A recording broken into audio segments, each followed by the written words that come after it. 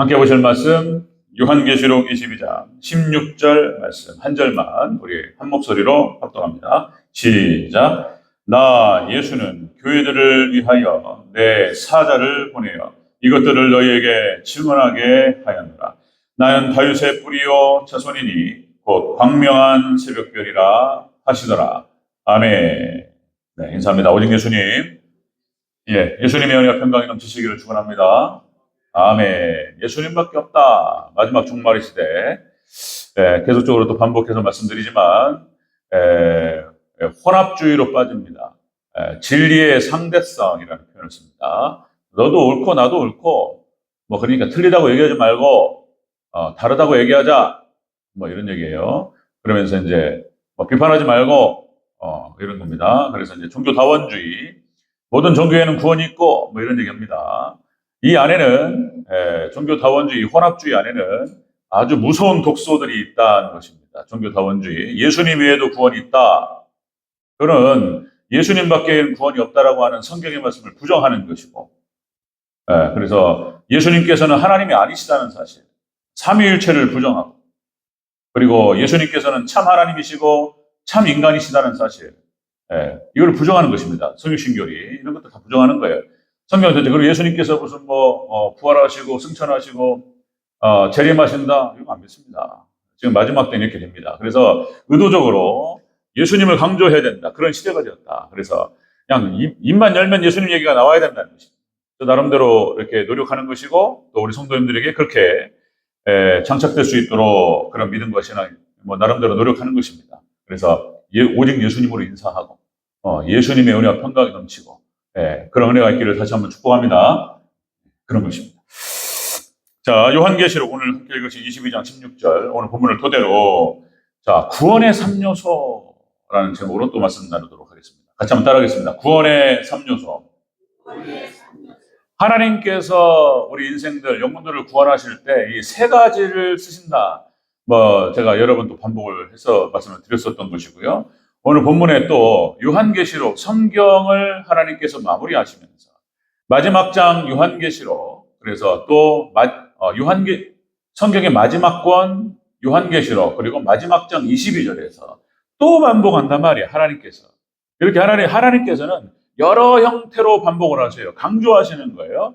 이렇게 반복하고 저렇게 반복하고 계속 코끼리 한 마리를 갖다가 이렇게 윤곽을 드러내기 위해서는 사진을 찍는데 동영상으로 찍어야 되는 거예요. 동영상으로. 우리 인생은 누가 그랬던 연예인이 그랬다고, 맞는 말이에요. 인생은 쇼컷이 아니고 동영상이다. 어떤 찰나와 순간만을 보고 판단해서는 안 되고, 그 사람 인생 전체를 쫙 스크린으로 봐야지 그 사람이 분별되고 판단된다. 맞는 말이죠. 성경 전체가 그렇게 해서 골고루 위에서 찍고 밑에서 찍고 오른쪽 왼쪽 뒤 다 찍어야지 정확하게 드러나잖아요. 그러니까 이제 하나님의 뜻, 우리를 향하신 하나님의 계획, 목표, 그다음에 하나님의 뜻, 이것을 알기 위해서는 전체적으로 계속 반복되는 것입니다. 자, 오늘 또 이렇게 구원의 3요소라고 말씀드릴 수 있지만은 또 한편은 축복의 3요소다. 우리가 구원을 받는데 하나님께 사용하시는 세 가지가 있고, 또 택하신 백성들을 축복하시는데 똑같은 얘기인 거예요. 구원, 축복. 같은 얘기가 되겠습니다. 축복을 주실 때에도 이 세 가지를 통해서 주신다는 것입니다. 자, 다시 한번 더 들어보도록 하겠습니다. 자, 우리가 지난 시간에 복과 저주 그랬습니다. 성경 전체가 양갈래로 갈라집니다. 복과 저주로 갈라집니다. 신명기 28장, 레위기 26장, 그 다음에 우리가 지난 시간에 복과 저주로 나뉘는데, 그렇게 해서 회개하는 자가 복이 있다 그랬습니다. 하나님께 돌이키고 말씀으로 돌이키는 자가 복이 있다. 그러니까 완벽해서 구원받는 사람이 없어요. 인간은 다 부족하고 죄인이고 그런 것입니다. 그러나 우리가 생명을 얻는 회개를 통해서 하나님께로 돌이키고, 그래서 손발을 씻고 그리고 세마포를 빨고 두루마기를 빠는 자들, 그렇게 하나님께 자범죄를 회개하며 나가는 것인 줄로 믿습니다. 회개의 축복이 있으시기를 축원합니다.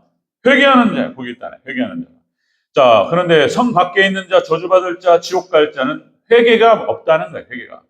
그러니까 저주받은 자들, 이 사람들은 다 하나님께서 글쎄요, 어떻게 보면 하나님 회개를 허락하지 않으셨다? 회개를 안 해, 회개를요. 그래서 망하는 거예요. 가룟 유다도 이렇게 보는 거예요. 그냥 후회는 있어서 이거 아닌가 보다라고 했는데 전격적으로 하나님께 회개를 했거나 이런 장면이 안 나타난단 말이에요. 그래서 저주받은 자로 그렇게 되어져 버렸는데, 자, 이 두 가지를 같이 말씀드렸고요. 자, 이제 그만 말씀드린 대로 오늘 하나님께서 구원을 이루시는 하나님 방식, 구원의 3요소, 천국 가는데 없어서는 안 될 세 가지, 그리고 우리가 신앙생활에 있어서 절대적인 세 가지, 이 세 가지 같이 나눠보도록 하겠습니다. 자, 구원의 3요소, 첫 번째, 교회입니다. 교회를 통해서 구원하십니다. 오늘 본문 얘기입니다. 우리 16절 초반부를 같이 한번 읽겠습니다. 16절 초반부. 시작. 나 예수는 교회들을 위하여. 아멘. 교회들을 위하여. 교회들을 위하시고 또 교회를 통하시고 뭐 이런 얘기가 되겠습니다. 구원의 3요소의 첫 번째는 역시 교회입니다. 교회. 자, 구회. 신앙생활에 있어서 그리고 천국 가는 데서 없어서는 안 될 하나님 세우신 것이 바로 교회라고 하는 것이다. 택하신 백성들, 그 다음에 성도들의 모임, 이 교회다. 코이노니아라고 표현도 쓰고요. 자, 그렇게 해서 이 교회는 또 예수님의 몸 이렇게 표현합니다. 그리고 머리 대신 예수님, 그리고 몸 대신 교회 이렇게 표현하죠. 에베소서의 표현들. 그래서 머리에서부터 여기 뒤에 중추신경을 타고 신경이 내려가잖아요.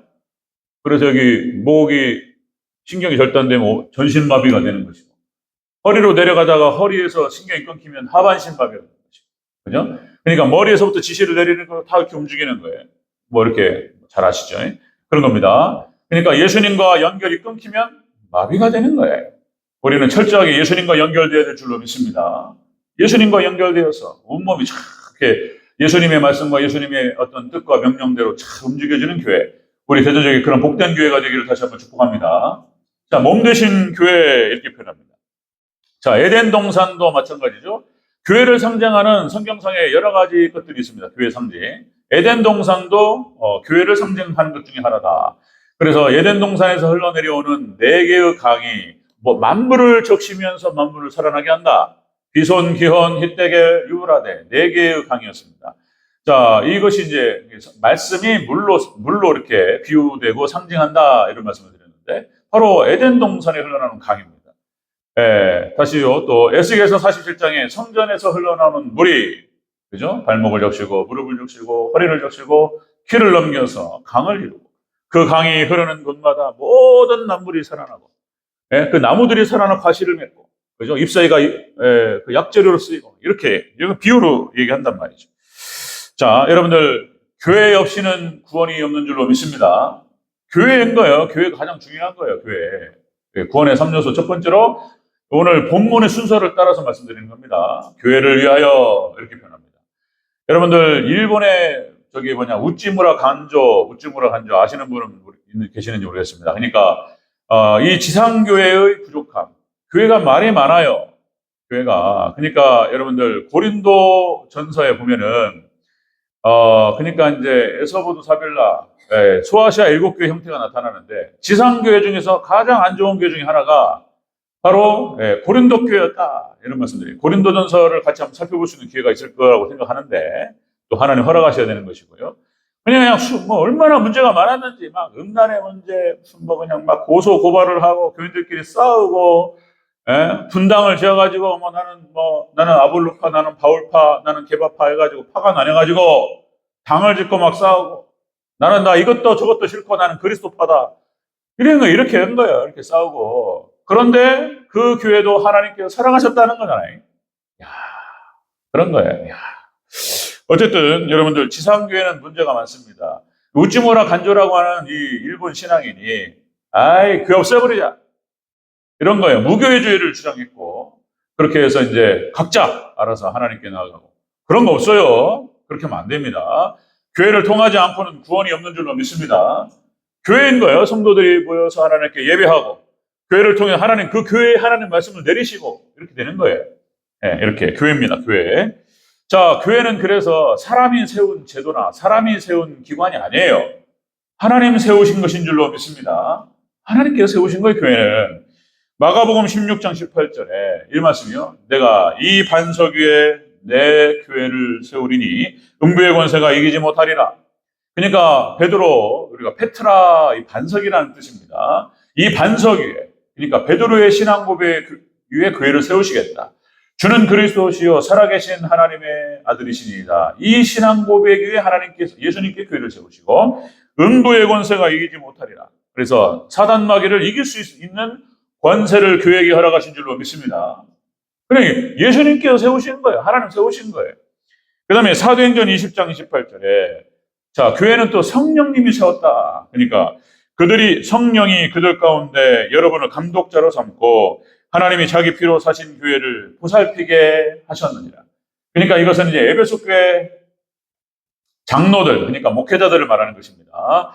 예루살렘으로 떠나면서 저희가 자신이 개척했던 에베소 교회를 그리고 장로들이 따라와서 가지 마십시오 막 이러면서 뭐 꿈에 나타나고 환상을 보니까 바울 선생 거기 가면은 고초를 당한다 하셨는데 가지 말라고 그냥 아니라고 그냥 가야 된다 이러면서 에베소 교회를 장로들에게 맡기면서 이렇게 얘기했던 거예요. 성령님이 그들 가운데 여러분을 감독자로 삼고 하나님이 자기 피로 사신 교회를 보살피게 하셨느니라.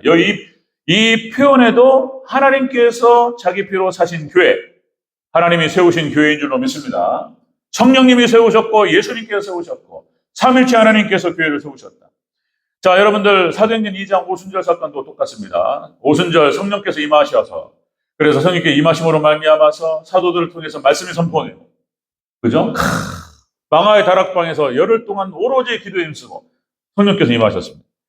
성령 임하시니까 교회가 세워진 줄로 믿습니다. 성령이 임하시고 말씀이 선포되면 어떤 일이 벌어지느냐? 사람의 인간성, 죄악된 것들이 현격하게 회복이 된다. 그래서 사람의 인성이 회복이 되고 관계가 회복이 되고 공동체가 형성이 되는 거예요. 원리입니다. 원리. 교회 생성의 원리예요. 하나님 말씀이 선포되고 말씀에 성령께서 기름 부어주시고 그리고 말씀과 성령이 임한 그 성도의 심령이 회복이 되면서 관계가 회복이 되고 공동체가 형성된다. 그러니까 성령께서 하나님께서 교회를 세우신 것인 줄로 믿습니다. 사람이 임의대로 무교회주의가 뭐 어떻고 이런 얘기하고 이거는 잘 모르고 하는 얘기인 거예요. 여러분들. 그런 것입니다. 하나님께서는 구원을 이루시고 우리 성도들 택하신 백성들을 천국으로 인도하실 때 교회를 통해서 인도하시는 줄로 믿습니다. 교회예요, 교회. 자, 교회를 상징하는 것이 뭐 에덴 동산도 말씀드렸고 노아의 방주 여러 번 반복했지만 또 말씀드립니다. 노아의 방주, 노아 홍수 심판을 통해서 이 땅을 물로 다 심판하실 때 방주를 지으시고 거기에 노아의 8 식구들을 담으셨다. 그리고 거기에 들어간 자들만 살아남고 다 심판받은 줄로 믿습니다. 방주예요, 방주. 네, 구원의 방주라는 표현을 쓰는 거예요. 그 다음에 뭐 소알성, 소돔과 고모라가 불로 심판받을 때 롯과 2 딸을 소알성으로 피신시킨다. 그래서 소알성에 들어가는 걸 확인하고 그리고 심판이 시작됩니다. 거기 피신처요. 피난처 대신 예수님 소알성이 교회를 상징한다. 애굽의 고센 땅, 그렇죠? 이스라엘 백성들이 거하는 그 땅은 애굽에 엄청난 재앙이 쏟아질 때 고센 땅만은 딱 보호받았다는 것입니다. 우리 하나님 백성들, 하나님 믿음으로 섬기는 자들이 모인 곳에 재앙이 없을 줄로 믿습니다. 심판이 없어요. 이거를 갖다가 상징적으로 보여주는 거예요. 고센 땅. 그 다음에 또 뭐 가나안 땅에 들어갔을 때 도피성. 이것도 교회예요, 교회. 그래서 무시 중에 사람을 살인하고 그래서 피신한 자들은 거기서는 못 건드리게 만드셨어요. 하나님께 도피해서 피하라. 또 하나 또 말씀드리는 거는 또 여리고성의 누구야? 기생 나합, 그죠? 기생 나합의 집이 교회를 상징합니다. 그래서 2 정탐꾼을 숨겨주고 믿음의 신앙 고백을 했던 나합.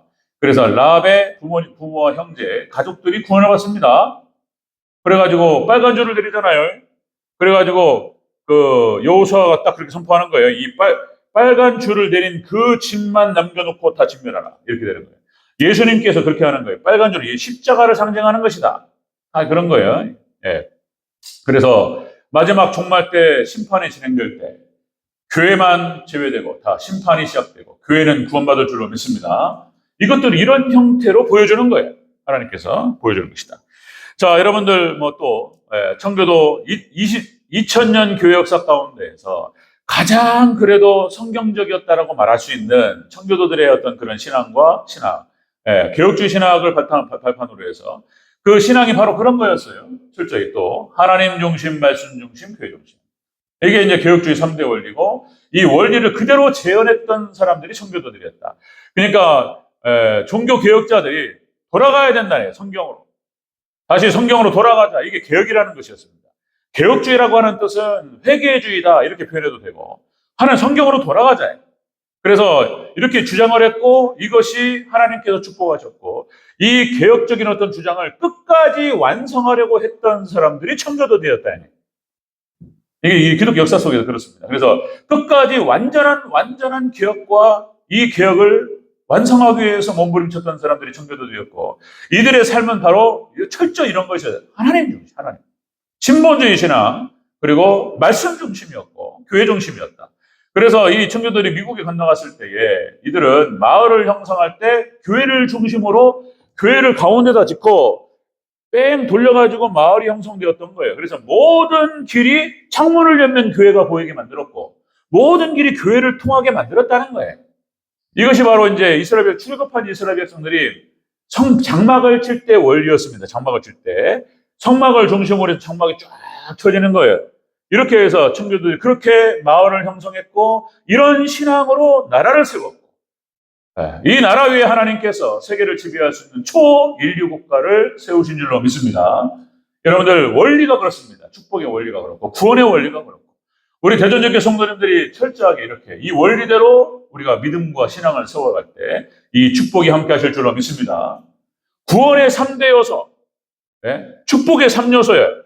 첫 번째, 오늘 본문의 순서를 따라서 교회예요, 교회. 교회를 통해서 역사하신다. 두 번째, 구원의 3요소 두 번째는 내 사자를 보냈다. 이렇게 기록하고 있습니다. 구원의 3요소는 역시 주의 종을 통해서 구원하신다. 자, 16절 다시 초중반부 다시 한번 읽겠습니다. 16절 시작. 나 예수는 교회를 위하여 내 사자를 보내어. 아멘. 주님의 사자를 보내신다. 여기서 이제 어려움이 있단 말이에요. 여기서. 왜냐하면 지금 맞아 종말의 시대에 거짓 선자들이 나타나기도 하고, 뭐가 이게 꼭 참종만 있는 게 아니에요. 또 여러분들 성경 역사 속에서도 마찬가지예요. 이게 참 어려운 거예요. 이게 두 번째가 말씀과 교회에 대해서는 아무 문제가 없어요. 근데 여기서 참 어려운 건데, 그러나 여러분들 어쩔 수 없습니다. 하나님께서 구원하시는 방식이 이런 것인데 우리가 또 말씀 그대로 받아들여야 될 줄로 믿습니다. 아멘. 아멘, 아멘, 크게 해서 아멘. 그런 거예요. 주혜정 목사, 하나님께서 어쩔 수 없어요. 우리가 구분을 잘해야 돼요. 제가 말씀. 자, 하나님께서 보내신 주의 종, 주의 사자라는 표현을 쓰는 건데요. 이렇게 해서 주의 종을 통해서 하나님께서 모세를 준비시키시고, 원리가 그렇습니다. 모세를 준비시키시고 80년을 준비시키십니다. 40년 동안 애굽의 왕자로서 그러니까 애굽, 그러니까 이집트 발달할 수 있는 모든 문명의 최첨단을 다 알았던 사람이 모세였습니다. 그러니까 당시의 모든 법전을 알았고 통치학.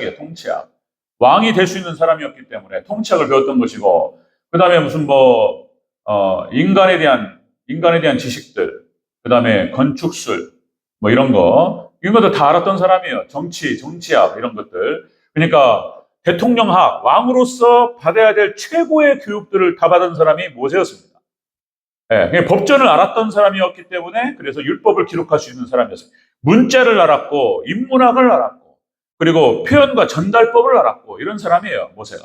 그리고 이제 40년 동안 광야로 하나님께서 보내셔서 광야에서 40년 동안 연단하시고 훈련하시고 80년이 걸렸어요. 80년 모세 하나 준비시키는데, 모세가 준비가 끝난 다음에 하나님께서 하나님의 때 하나님 방식으로 모세를 부르시고, 그리고 출애굽으로 구원의 사역을 감당할 수 있도록 인도하신 줄로 믿습니다. 그렇게 하는 거예요. 원래 그 구원의 방식이 그런 것입니다. 예수님께서 임의적으로 12제자를 선택하십니다. 그리고 도제교육, 그러니까 이런 식으로 사람들 모아놓고 강의식으로 훈련시킨 게 아니고 데리고 다니면서 보여주시면서 이건 이렇게 하는 것이고 저건 저렇게 하는 것이고 스승이 다 가르쳐주는 거예요. 같이 자고 먹고 자고 하면서 도제식 교육인 거예요. 완전히 그 스승의 모든 것을 갖다가 제자에게 내리는 방식입니다. 이런 방식으로 12제자를 이렇게 예수님께서 임의대로 선택하셨어요. 그리고 이제 그들을 부르시고 그들을 훈련시키시고 그들에게 위임하신 줄로 믿습니다. 그렇게 하신 거예요. 이게 성경적 방식, 구약의 방식도 마찬가지고 신약의 방식도 마찬가지고 하나님 택하신 주의 종을 통해서 구원하시기를 기뻐하신다. 이건 이제 제 얘기가 아니고 이론이 아닌 거예요. 이론이 아닌 거예요. 자, 이런 거 좀 몰랐다가, 이런 거 신앙생활 하면서, 이런 걸 잘 얘기 안 하셨어요. 목사님께서. 이거 좀 얘기한다는 것도 참, 어렵지만은 얘기해야죠. 네, 어렵지만. 본문에 나타나고 이런 건데 얘기를 해야 되는 것이고. 그래서 이제 신대원을 갔더니 신학하는 과정에서 목자론을 배우면서, 영광스러웠어요. 영광스럽다. 참, 이런 거구나. 목사로 하나님 부르심을 받고 너무 어려운 거예요. 예. 그러니까 또다시 말씀드리면, 이 목회라고 하는 것이, 사람이 할 일이 아니다. 농담 반, 진담 반. 이거는 인간이 할 일이 아니고 하나님 하셔야 되는 것인 줄로 믿습니다. 너무 어려운 거예요. 예, 너무 어려운 거예요. 자신을 갈고 닦고 치고, 그래도 계속 들어오는 것이 워낙 기대 수준이 높다 보니까. 제가 만약에 집사였다면, 집사로서 새벽 예배 안 빠지고, 집사로서 예배 다 안 빠지고, 정말 존경받죠. 장로님들도 이렇게. 근데 이건 기본으로 깔고 하는 거예요. 기본으로. 조금만 흐트러지면 바로 날라오죠. 기대 심리가 높고 기대가 많고 이런 거예요. 어떤 말이라든지 삶의 모습이라든지 조금이라도 모범에서 벗어나면 그렇게 지탄을 받고 하는 게 목사다. 이건 참 어렵다. 이런 얘기다. 그래서 이제 조성인이 하기를 바랬지만은 어떤 면에서는 마음이 편해요, 제가. 그래서 자기 갈 길 가고, 그럼에도 불구하고 아직도 포기를 못하고, 그래서 이제, 직업군으로 잘하고, 성원이도 자기 직업 속에서 기술을 배워라. 그래. 자기 본인이 하고 싶어 하니까. 그리고는 이제 마지막에 50 넘고 60 넘어서, 연금 받으면서, 교회에다가, 사리 받지 않고, 봉사하면서 잘 섬겨라. 그래서 주일학교 교사로서 신학을 하고, 주일학교 교사로서, 청년부 교사로서 잘 섬겨라. 이런 얘기예요. 이런 어떤 꿈을 심어주고 있어요, 애들한테. 그래서, 그 길을 가기를 원하고, 그런 것입니다. 자, 이 원리가 그렇다는 것입니다. 하나님 구원하실 때, 이렇게 교회를 통해서 하나님 구원하시고, 주의 종을 하나님 보내셔서 구원하시기를 기뻐하신다. 자, 말라기 2장 7절에 이런 표현이 나오죠. 제사장은 만군의 여호와의 사자이거늘. 사자, 아시죠? 이 사자, 라이온 킹, 사자, 이게 아니고요. 그러니까 이제 왕이 보내는 어떤 보내는 사람, 메신저, 왕이 화해를 신청한다, 아니면 전쟁을 선포한다, 라든지, 이때 사자를 보내서 왕 대신해서 말하는 거잖아요. 주의 종 여호와의 사자다라는 표현이 말라기. 그 표현뿐만 아니라 성경 전체가 그걸 얘기하고 있고요. 자, 그 다음에 영광스러웠던 목자론의 가장 중요한 것이 바로 마태복음 10장이었다. 그래도 말씀드렸었죠. 마태복음 10장에서 예수님께서 제자들을 보내시면서 하셨던 말씀, 여행을 위하여 전대나 이런 걸 가지지 말고 무엇이 어떻고 막 쭉 나옵니다. 그리고 너희가 이제 어디 집을 가게 되면, 그리고 영접하는 그 집에 들어가서 먹고, 그리고 그 집을 축복하라. 이렇게 말씀하시고, 너희를 영접하는 자는 나를 영접하는 것이다. 나를 영접하는 자는 하나님을 영접하는 것이다. 너희를 영접하는 자는 나를 영접하는 것이고, 나를 영접하는 자는 하나님을 영접하는 것이다. 밖으로 또 하나님 예수님께서 반복적으로 말씀하셔요. 너희를 영접하지 않는 자는 나를 영접하지 않는 것이고, 나를 영접하지 않는 자는 하나님을 영접하지 않는 것이다. 이런 말씀하시면서, 그리고 나중에는 이제 이 작은 소자가 바로 주의 종을 말하는 거예요. 냉수 한 그릇이라도 대접하는 자는 결단코 상을 잃지 않으리라. 그냥 어마어마한 축복을 주의 종에 심어주시면서 이렇게 말씀하셨던 거예요. 이런 거구나 싶고, 목자론에 대해서 배우면서 그렇게 감동하고 막 자부심이 넘치고 막 이랬습니다. 현장에 나오니까 너무 이게 어려운 거예요. 마지막 때 되다 보니까 또 우리 대전여교회 아픔이 있잖아요. 또 아픔이 있고, 그래서 이거 어려운 건데 하나님께서 또 하나님 하셔야 됩니다. 또 자, 마태복음 10장에서 주의 종에 대해 관련된 이런 말씀들, 목자론의 가장 근간이 되는 말씀이 나타나고, 아까도 말씀드렸듯이 사도행전 20장 28절, 성령이 그들 가운데로 여러분을 감독자로 삼고 하나님이 자기 피로 사신 교회를 보살피게 하셨느니라. 그래, 주의 종에게 하나님께서 교회를 맡기시고 위임하시는 거예요. 요한복음 21장 베드로에게 내 양을 먹이라, 내 양을 치라, 내 양을 먹이라, 이런 말씀하셨던 것이고, 그래서 맡겼단 말이에요. 그만큼 권한도 큰데 책임도 크다. 이게 감당할 수 없는 무게다. 이걸 어떻게 감당할 수 있겠는가? 제가 뭐 이에 관련된 여러 가지 책들, 청교도들이 특별히 그렇습니다. 이제 뭐라고 표현하냐면 사람이 감당할 수 없는 일이다. 결론은 이 앞에서 이 말씀을 이렇게 선포하고 그리고 이 위치라고 하는 것이 그 무게가 감당할 수 없는 무게다. 모세도 감당이 안 돼요. 예, 하나님 은혜 주셔야 되고 성령이 이거는 뭐 내가 하고 싶다고 하는 것도 아니고 예, 하나님께 이렇게 세우시는 겁니다. 그래서 위에서 기도해 주시기 바랍니다. 예, 다른 거 없습니다. 다 기도해 주셔야 되고 저도 기도 많이 해야 되고 하나님 앞에 서야 되고 이렇게 되는 것이죠. 자, 그래서 그전에 한 말씀 나눴듯이 이런 표현들 리더십은 개발되는 것이 아니고 출현하는 것이다. 이런 말씀 드렸습니다. 디벨롭멘트, 이머전시 이런 표현도 쓰면서 말씀드렸었는데 리더십은 하나님께서 보내시는 주의 종, 하나님 세우시는 것이다. 이게 성경상에 나타났던 모든 선지자들과 사도들 중에 단 한 사람도 자기가 하겠다고 한 사람이 없어요. 하나님 임의적으로 부르셨던 거예요. 그냥 사사들도 마찬가지입니다. 사사들도 기도원을 누가 불렀냔 말이야. 하나님 찾아오셔가지고 사명을 맡기는 거예요. 모세는 안 한다고 그랬어요. 안 한다고 그랬어요. 안 한다고 3번을 거절합니다. 아유, 제가 누구라고 거기 가가지고 제가 무슨 뭐 여호와께서 보내셔서 누가 그걸 믿겠습니까? 못 한다고 할 만한 자를 보내시옵소서. 그러니까 안 한다고 그냥 하나님께서 굳이 내가 너와 함께 하니까 가라고. 그래서 굳이 하기 싫은 걸 했던 사람이에요. 모세도.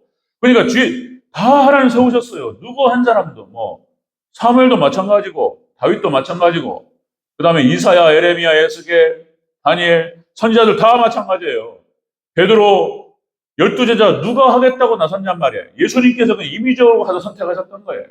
하는 게. 그러니까 누가 선택받은 사람인지 어떻게 아냔 말이죠. 예, 이게 참 하나님 선택하신다는 거예요.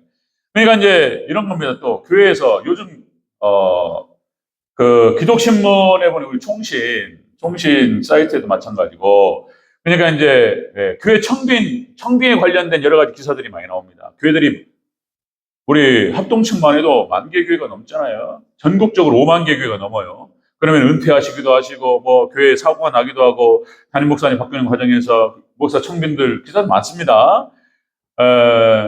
여러분들 이런 겁니다. 제가 아무리 봐도 교회에 우리 성도들에게서 가장 큰 축복은 역시 주의 종 잘 만나는 것이다. 그것은 우리 선택에 의한 것이 아니고 하나님의 축복인 줄로 믿습니다. 하나님 세우시는 거예요. 이력서를 받아가지고 무슨 뭐 건강검진표 해가지고 무슨 뭐 학교들 뭐 다 확인하고 심지어는 그것도 부족해가지고 전에 사역들이 어떻는가 다 뒷조사를 하고 별별 걸 다 해도 알 수가 없어요. 대체적인 견해는 그런 겁니다. 알 수가 없어요. 또다시요. 사울왕이 그렇게 초대왕으로 딱 들어왔을 때 사울왕이 이렇게 갈 거라고는 생각도 못했던 거예요. 알 수가 없습니다. 하나님 보내주셔야 돼요. 하나님 보내주시고 하나님 축복하셔야 됩니다. 아멘. 하나님도 제가 또 여러 교회도 보고 있지만 제 첫 번째 사역지였던 성삼교회에서 그런 거예요. 교회에서 어려움이 있었고 그런데 담임 목사님 오시는 분마다 문제가 있었던 거예요. 그 교회도 마찬가지예요. 거의 한 500명, 600명 되는 교회였기 때문에 담임 목사님을 청명하는 과정에서 다 확인하고 소문도 듣고 심지어는 그 담임 목사님이 모시려고 이제 결정하기 전에 그 교회 주변에 가가지고 그분이 어떤가 뒷주소도 이렇게 마을 사람들 물어봐. 와, 저분 정말 좋은 사람이라고 다 평가받고 그래가지고 세상이 좋다 해가지고 오셨는데 이상해. 알 수가 없어요. 설교를 할 수가 없고 몇 번 들어봐도 알 수가 없습니다. 이런 거. 그래서 하나님께서 성도들에게 참 사모하고 준비된 교회에 성도들에게 보내시는 줄로 믿습니다. 우리 대전교회 이거 제가 얘기하기가 참 어려운 문제인데 어쨌든 그런 부분이 있다는 것이다. 이런 것이죠. 정말 이 시대는 특별히 여러분들 참 목자를 만나기가 힘든 시대입니다. 그만큼 적고 이런 것입니다. 저도 마찬가지고 우리 대전교회도 하나님의 은혜와 축복이 있으시기를 주 여러분으로 축원합니다. 하나님께서 구원하실 때 이렇게 구원하신다는 거예요. 교회를 통해서 그 다음에 주의 종을 통해서 인도하신다. 원리가 그렇다. 그다음 마지막 세 번째는 이것들을 증거케 하셨더라. 이것들이라고 하는 것은 계시록을 말하는 것이고 말씀을 말하는 것입니다. 구원의 3요소는 바로 그런 것이다. 교회를 통해서 주의 종을 통해서 그리고 말씀을 통해서 구원하신다. 16절 전체적으로 다시 한번 읽겠습니다. 16절 시작. 나 예수는 교회를 위하여 내 사자를 보내어 이것들을 너희에게 증언하게 하였노라. 나는 다윗의 뿌리요 자손이니 곧 광명한 새벽별이라 하시더라. 아멘. 말씀을 통하여 구원하신다. 원리가 그렇다는 것입니다. 원리가 이것들을 증거한다. 이것들이 바로 계시록의 말씀을 말하는 것이죠. 그래서 하나님께서 택하신 백성들을 구원하시고 그리고 축복하실 때 이 세 가지를 말씀하신다. 그렇죠? 세 가지를. 자, 그러니 순서상으로는 가장 중요하다는 말씀이 아니고 뭐 절대적인 말씀의 중요성이라든지 교회의 중요성 뭐 말할 것도 없고 이 주의적 문제는 이게 좀 애매하. 이게 가장 어려운 게 이것이다.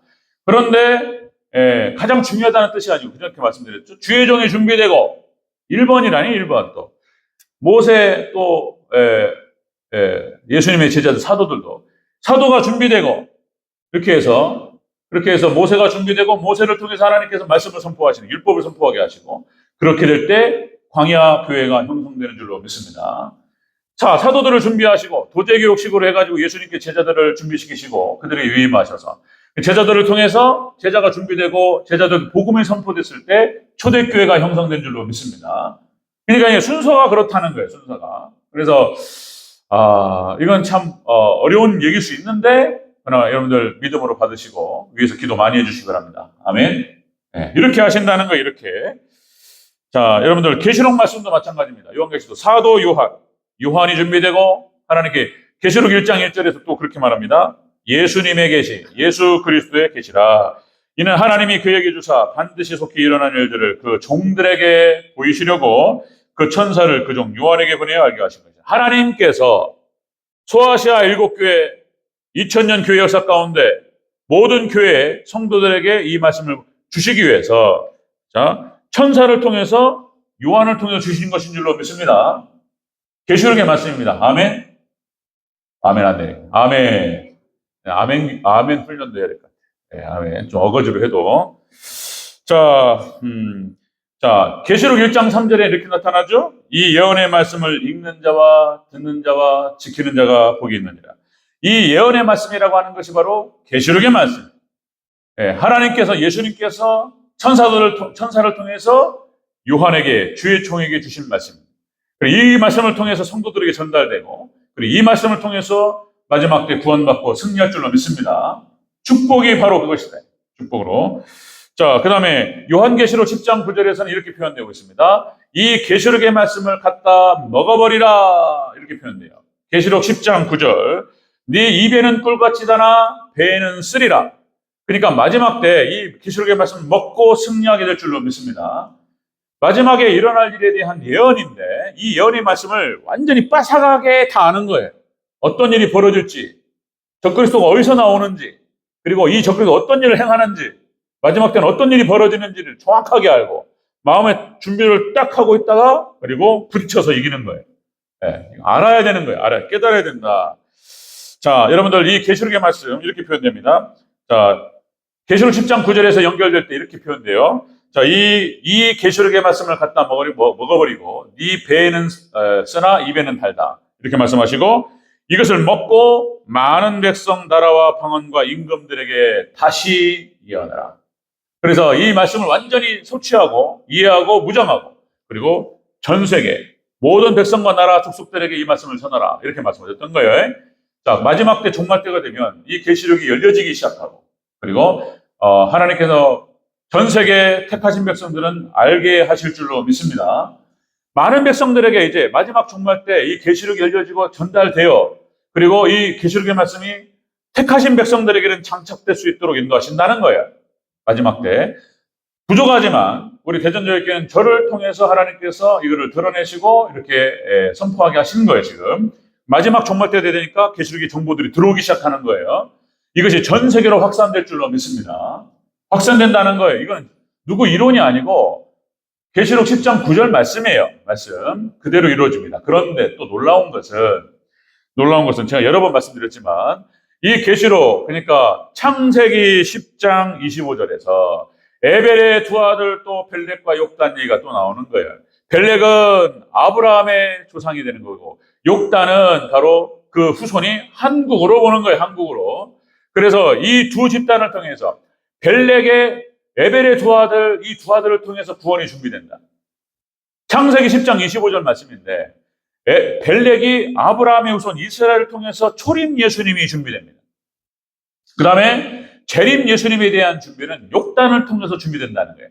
한국 민족을 통해서 이것이 재림 예수님의 신앙이 준비된다. 이것이 창세기 25장 10장 25절 얘기예요. 그리고 마지막 이 계시록이 그래서 놀라운 얘기예요. 자, 여러분들 가림토문자라고 말씀드렸는데, 그러니까 한글이 BC 2181년, 그러니까 단곤 시대 때 한글이 창제됩니다. 그러니까 한글이라고 하는 것이 여러분들 훈민정업 이런 것이 세종대왕과 집현전 학자들이 만든 것이 아니고 이미 BC 예수님 오시기 2000년 전에 단곤 시대 때에 이미 나온 글자라는 거예요. 가림토문자. 이건 제 얘기가 아니에요. 예? 여러분들 역사적인 고증을 통해 나오는 얘기입니다. 가림토문자를 통해서 한글이 이미 나왔고 그리고 이것이 세종대왕과 집현전학자들이 당시에 한자는 일반 백성들이 어렵단 말이에요. 천자문을 외워야 되고 이 뜻글자를 다 알아야 되고 이거는 학문이 한 사람들이 아는 것이지 일반 백성들이 어떻게 다 아냐 말이에요.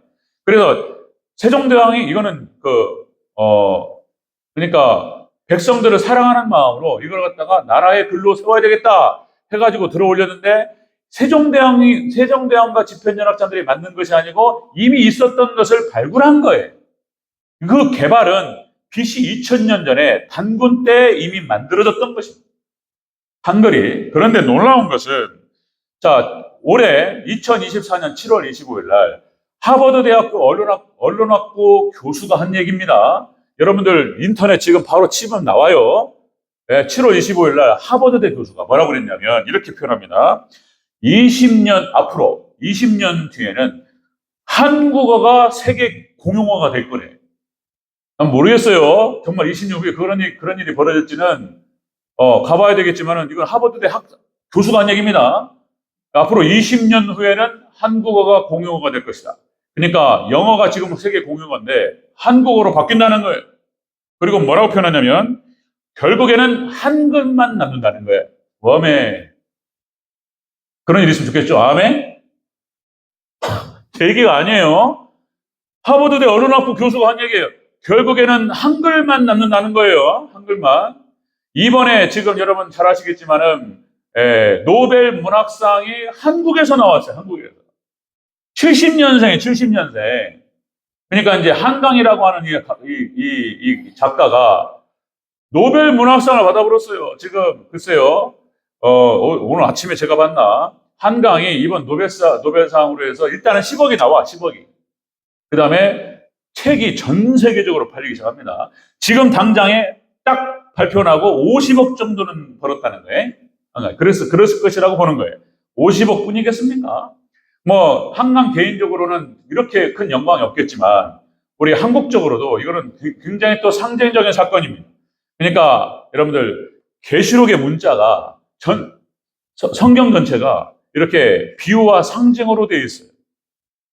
이거를 갖다가 번역했을 때 가장 쉽게 알아보는 사람들이 한국 사람. 한글이 그렇게 돼요. 한글이 이렇게 속담 말씀드렸죠? 한국의 언어가 그래요. 언어가 이렇게 상징적인 언어를 쓰는 거예요. 여러분 한번 또 그때 한번 말씀드린 어디 미국에 이민 간 어떤 사람이 뭐 이거 들은 얘기예요. 미국에 이제 의사를 찾아가지고 이런 표현을 씁니다. 머리가 뽀개질 것 같다고. 그게 무슨 말입니까? 머리가 아프다는 얘기잖아요. 머리가 뽀개질 것 같다고. 그러니까 그렇게 표현해요. 머리가 뽀개질 것 같다. 그러니까 미국 의사가 이게 무슨 말이냐고, 목에 머리가 뽀개지냐고. 그래가지고 놀래가지고 막 이랬다는 거예요. 그 말이 아니잖아요. 비유하는 거예요, 지금. 이렇게 상징적으로 표현하는 건데, 우리는 다 알아들어요. 미국 사람 못 알아듣습니다. 그대로 고지고대로 받아들인단 말이에요. 세계 언어가 이렇게 뭔가 이렇게 비유를 하고, 뭐 속담식으로 말하는 것들에 대해서 잘 몰라요. 우리 한국은 정확하게 다 알아요. 그래서 요한계시록이 한글로 번역될 때 정확하게 할 수 있습니다. 그리고 한국 사람만 정확하게 알아요. 그리고 이거를 전할 수 있는 사람이 한국 사람밖에 없어요. 뭐 그냥 여러분들 그냥 기분 좋은 얘기 이렇게 들어도 괜찮지만 믿음으로 받으시기를 축원합니다. 욕단의 후손이 마지막 예수님 종말 재림을 준비합니다. 한국 시대가 열리고 한국어가 공용화되고 그런 현상들이 많이 벌어집니다. 뭐 독일에서 온 사람들, 영국에서 온 사람들, 뭐 유럽에서 온 사람들이 아프리카 흑인들이 막 한국말을 막 하는 거예요. 막 한국말을 떠들어요. 이런 거요. 유튜브도 이제 한국어로 퍼집니다. 다음에 여러분들 뭐 기분 좋으니까 그냥 받으시기 바랍니다. 아멘. 아멘. 그런 거예요. 뭐 노벨상이 한국에서 나오고 이제 한국어를 모르면 안 되는 시대가 와요, 이제. 그 이유는 다른 게 없어요. 다른 게 없고 종말 재림 구원을 준비하는 거예요, 하나님께서. 그렇게 그런 것입니다. 자, 말씀 정리합니다. 구원의 3요소. 구원받을 때 이 세 가지를 사용하신다. 교회, 주의종을 통해서 그리고 또 말씀을 선포하게 하심으로 구원하신다. 그리고 또 하나님께서 또 축복도 마찬가지입니다. 축복도 세 가지를 통해서 교회를 통해서 축복받는 줄로 믿습니다. 주의 종을 통해서 축복이 내려가는 거예요. 그러니까 하나님 그렇게 말씀하시네. 주 예수 그리스도의 은혜와 하나님의 사랑하심과 성령님의 교통하심이 너희 무리와 함께 있을지어다. 그러니까 예수님께서 또 어디 집을 영접해 들어가면 그 집을 위해 축복하라. 그러니까 축복을 날아간다. 축복이 주의 종을 통해 들어간다. 그리고 거기 합당치 않으면은 너에게 돌아갈 것이요. 합당한 그 집에 들어가리라. 그죠? 말씀을 통해서 축복받는 줄로 믿습니다. 원리가 그렇다는 거예요. 원리가. 그래서 이 세 가지 신앙으로 무장되고 우리 대전저희교회가 그렇게 자 여러분들 그렇게 우리 대전저희교회가 이 말씀 그냥 받으시고 또 저를 기도해 주시고 그렇게 될 때 복이 되고 놀라운 구원의 역사가 일어날 줄로 믿습니다. 이 축복이 우리 귀한 대전저희교회 성도들에게 있으시기를 주의 이름으로 축원합니다. 아멘.